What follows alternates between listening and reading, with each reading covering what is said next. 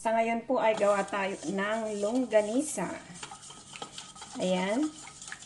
I-mix-mix lang po natin ang ating ingredients.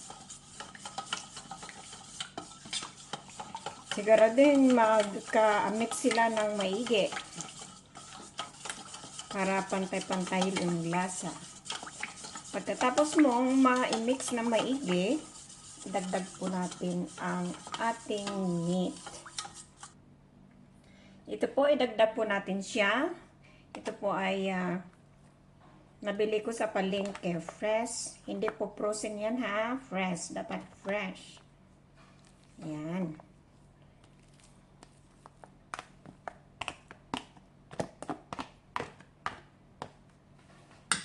Tapos, ihalo po natin. Kailangan halo na maigi para pantay-pantay yung lasa. Ayan.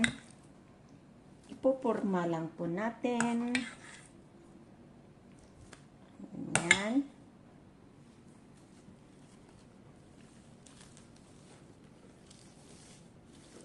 Ganyan lang po. Ayan.